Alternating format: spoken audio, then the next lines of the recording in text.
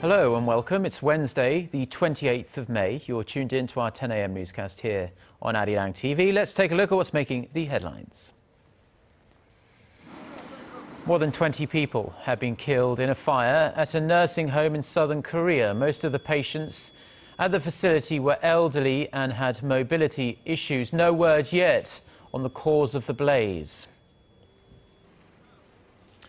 A state-run think tank slightly lowers this year's economic growth outlook for Korea to 3.7% due to sluggish domestic consumption, further dented by the Sewol-ho ferry disaster. Plus, US President Barack Obama outlines a plan to withdraw all but 9,800 American troops from Afghanistan by the end of this year and pull out the rest by the end of 2016. Our top story this morning, Korea woke up to news of yet another horrible tragedy this Wednesday morning. At least 21 people have been killed in a fire at a nursing home in southern Korea. The blaze broke out shortly after midnight on Wednesday at the Jang-seong Hospital in Jeollanam-do Province. Laah Hyun-kyung starts us off. Most of the victims were in their 70s as the hospital specializes in taking care of senior citizens with chronic health conditions. 7 people are still receiving medical treatment, but the number of dead is likely to rise as 6 are said to be in serious condition. Firefighters say the blaze was brought under control within half an hour, but many died or were affected from inhaling smoke and toxic gases. The hospital is suspected of having only one nurse on the night shift for the ward, taking care of some 80 elderly stroke and dementia patients who would have needed physical assistance to escape. Because the lack of medical staff on duty likely contributed to the high death toll, authorities are looking to see if the hospital broke the law by not having enough staff on standby. As for the cause of the fire, the hospital's administrator says it originated from a room that was being used to store hospital supplies. The administrator added there were no inflammable materials in that room, suggesting an electrical short could have sparked the fire, but investigators are not ruling out arson. Laah Hyun-kyung, ARIRANG News. President Park Geun-hye is moving to fulfill her recently pledged government reforms in the aftermath of the Sewol-ho ferry disaster. She has proposed a new deputy prime minister to look after education, social and cultural issues and has announced a complete overhaul of the security ministry. Chae-sun reports. President Park says there should be a new deputy prime minister in charge of policy making on non-economic issues related to education, social and cultural affairs.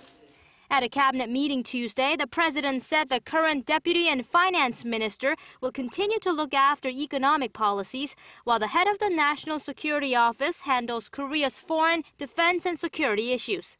She then said the new deputy should be given the task of overseeing the remaining issues, mainly related to education, society and culture, something the president says is needed to increase efficiency and responsibility in policy making.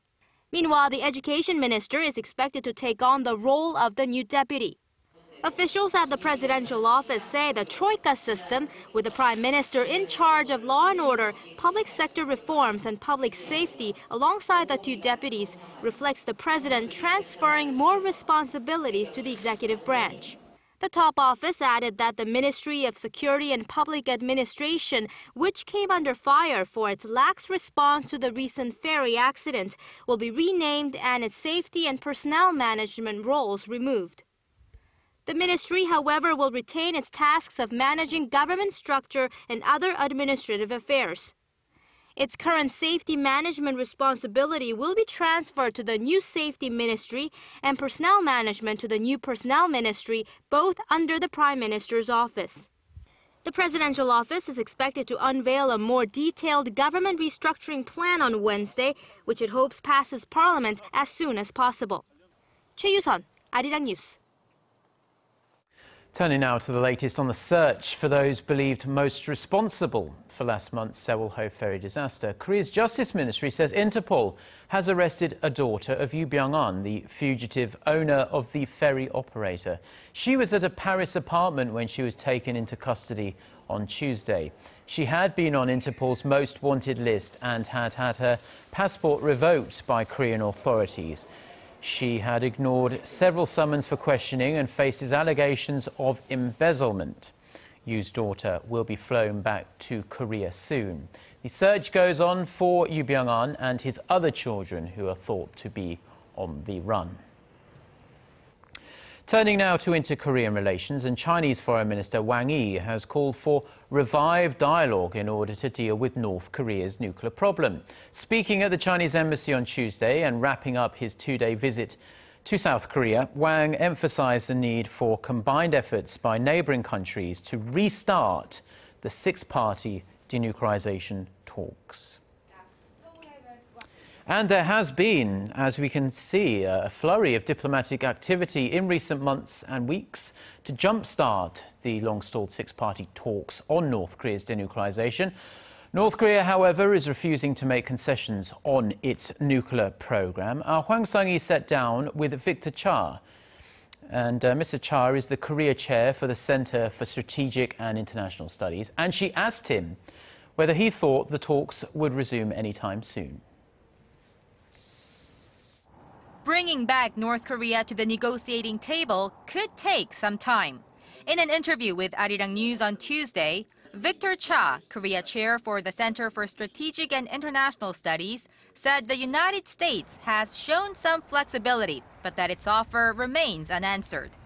But I think what the United States is saying is that, look, if you show you're willing to stop testing and allow inspectors back in, then the U.S. is willing to come back to negotiations. It's a sign of flexibility on the part of the United States to keep the negotiations alive. But the North Koreans don't seem to be interested in that right now. While some view the so-called Six-party talks as an old formula, the visiting expert said the multilateral framework is still a valid way to denuclearize Pyongyang. The Six-party talks involving the two Koreas, the United States, China, Japan and Russia, broke down in December 2008. The U.S.-North Korea bilateral is important because North Korea wants to talk to the United States. But the Six-party format is also important because it ensures that whatever agreements are made between the U.S. and North Korea are reaffirmed in the Six-party context to ensure that, in particular, the North Koreans comply with the agreements. Dr. Cha says China could take a stronger role by linking North Korea's economic aid to its denuclearization, but that it's not ready to take that risk. If they cut off things too severely, they could collapse the regime. And right now, at least their calculation is that that is not worth the risk, even though it means a slowly developing nuclear program. And the remaining 5 parties have problems of their own. For instance, South Korea and Japan are at odds over historical issues.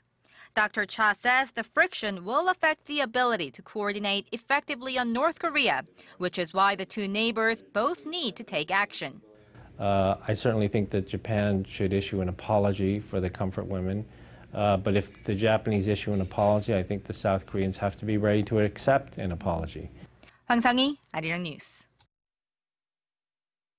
Said that a team of South Korea. Get connected to Korea and the world. Join us every weekday for the latest developments out of Korea, Asia, and beyond. On air, on your mobile, and online, we lead the way every day. ARIRANG News. To try and resolve the crisis in Ukraine, the European Union also offers $15 billion. Korea and the United Arab Emirates will work together in tapping into other nuclear energy markets, mostly African and Middle Eastern countries, including Saudi Arabia. Korea's Trade Minister Yoon Sang-jik said Tuesday the two countries are not far away from signing a memorandum of understanding on this issue. Yoon added the leaders of Seoul and Abu Dhabi reached an agreement in principle during President Park Geun-hye's recent trip to the region, where Korea's technology is being used to build nuclear power plants. Korea will also likely be able to seal the deal on becoming the main operator for the next 6 decades of the nuclear reactors in the UAE currently under construction. The contract will likely be worth a staggering $20 billion. Korea's state-run economic policy think tank has lowered slightly its economic outlook for this year to 3.7%. As our Gwon-soa reports, last month's ferry disaster played a big role in the downward revision.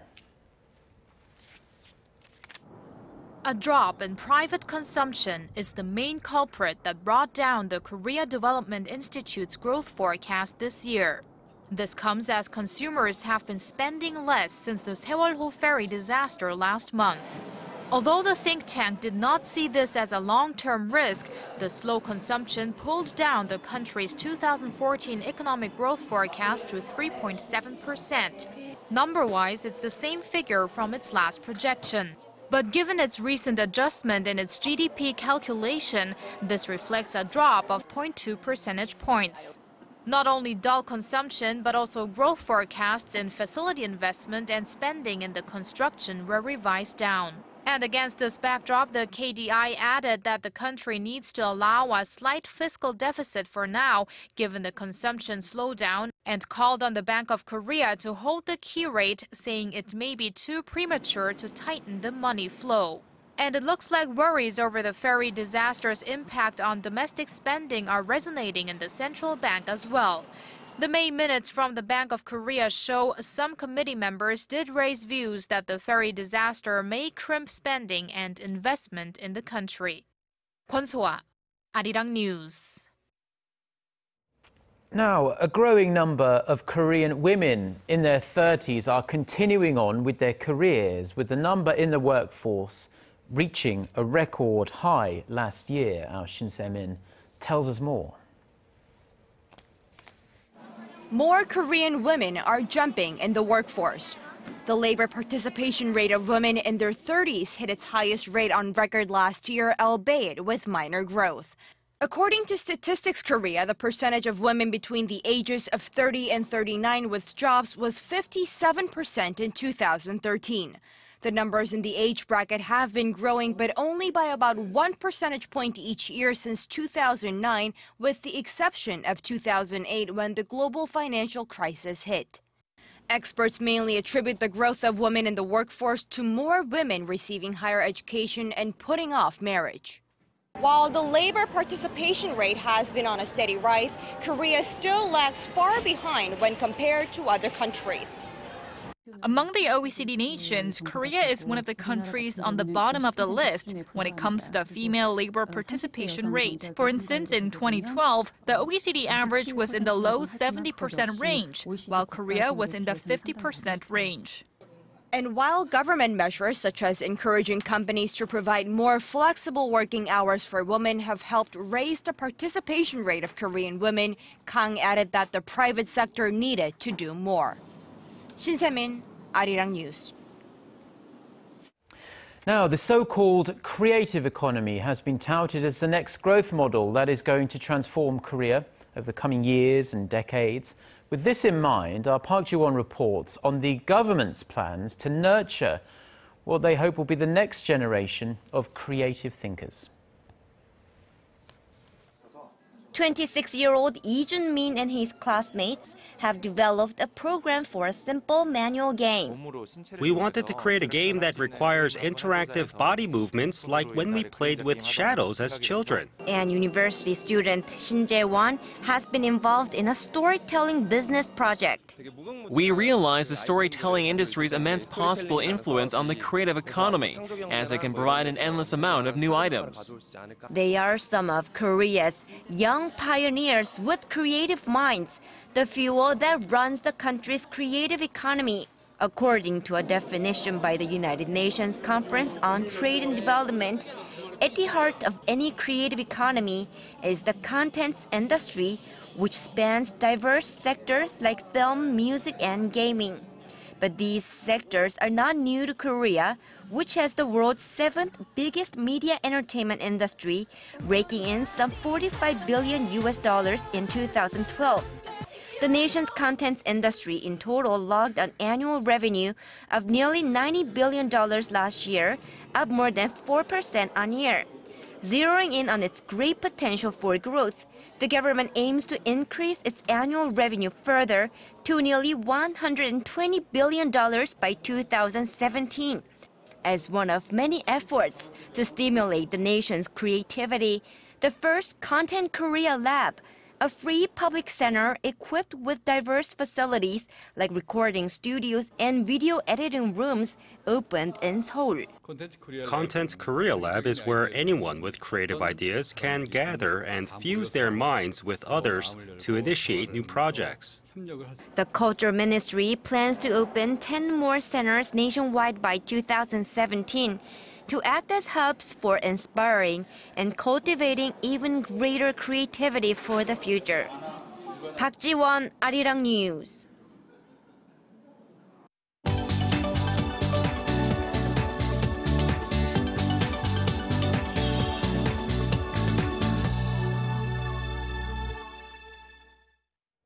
Time now for a look through the international headlines we're following this morning. For that, we turn to our Eunice Kim, standing by at the news center.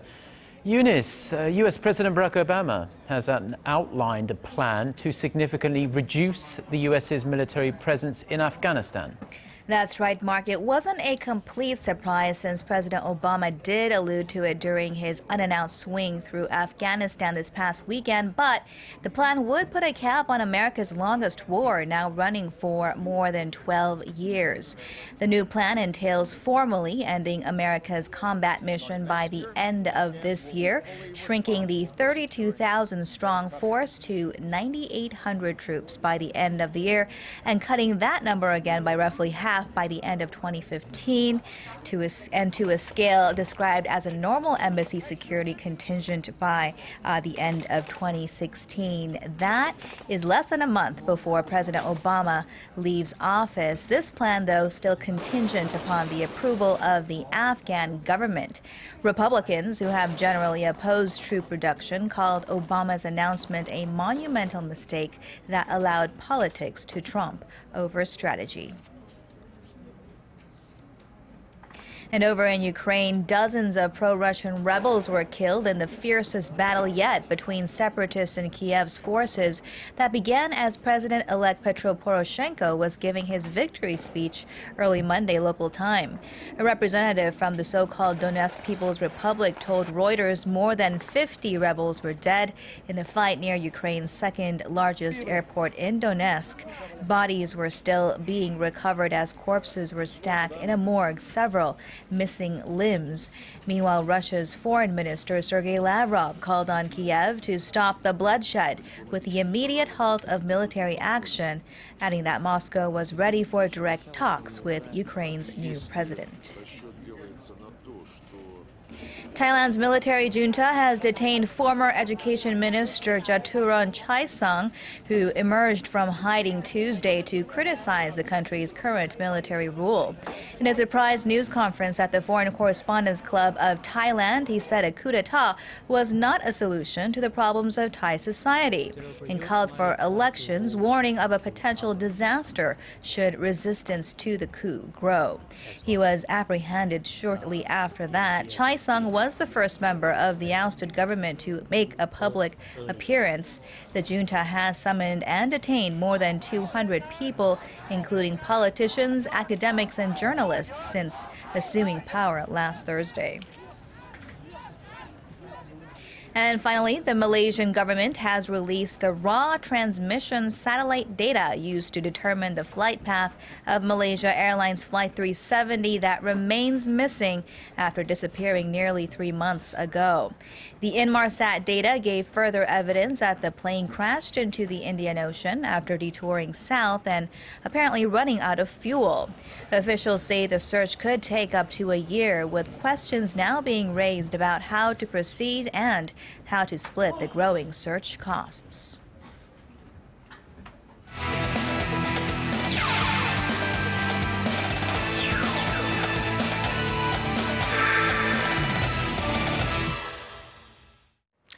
And good morning to you all as we kick things off in the majors, where LA Dodgers lefty Lee Hyun-kyung went after his 5th win of the season, this time against the Cincinnati Reds. And boy, was he close to pitching a perfect game.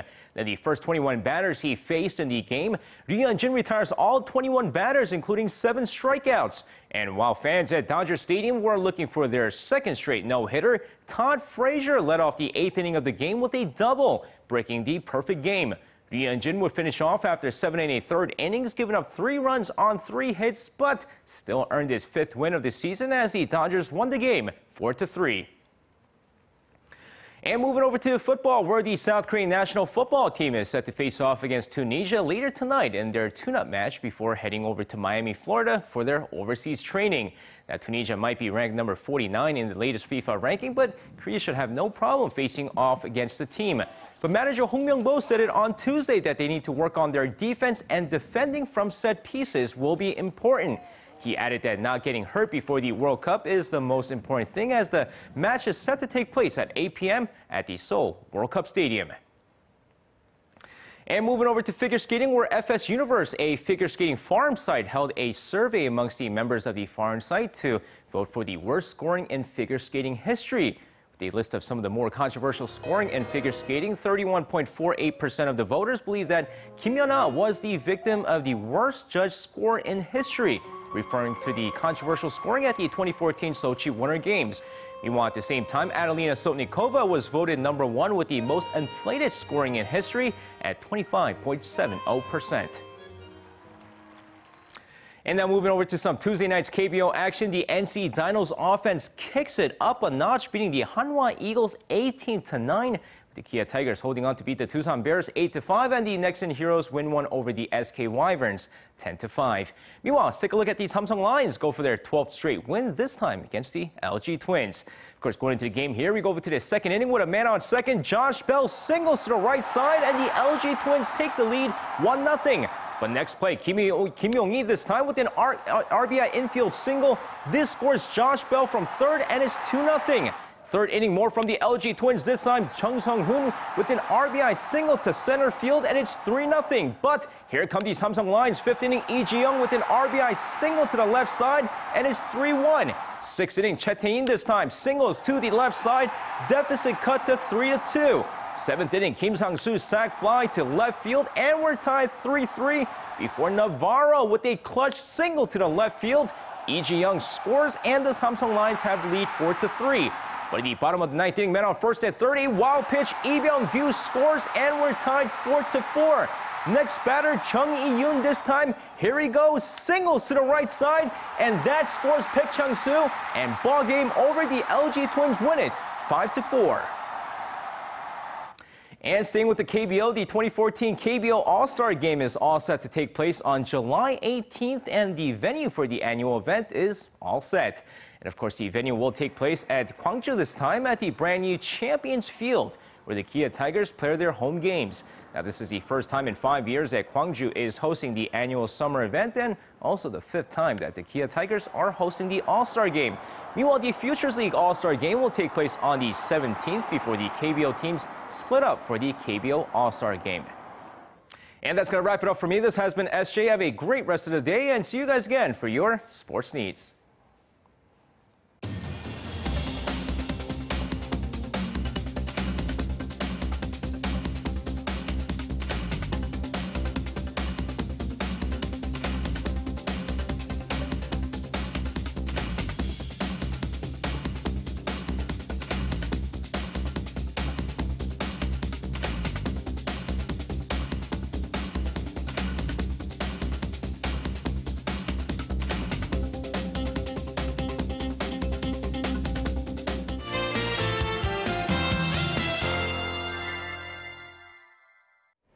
Good morning. Well, most of the regions, we woke up to the dusty morning today as the lingering yellow dust from yesterday continues to sweep the peninsula today. So be sure to have a face mask with you at all times. So mix of sun, clouds, and dusty condition will be featured today, along with high temperatures topping out in the mid to upper 20s across the region. Well, it will be slightly cooler today down south since since some of the inland regions in the southern provinces are expecting a sporadic showers in the afternoon, but the precipitation should be less than 5 millimeters. Now, over in Chindo, winds should be blowing at 8 to 13 meters per second, and waves should be 2.5 meters high at their highest, and the currents in the water should get faster today. With that in mind, let's take a closer look at the readings for today. Well, the afternoon high in the capital, Daegu and Gwangju, should all rise to 29, while Busan climbs to 25 later in the afternoon.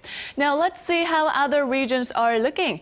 Down on Jeju and Daejeon should see a high of 28. Dokdo will reach 24, while Mount Keungang tops out at 19. Well, that's all for now, but I'll be back with more updates afternoon.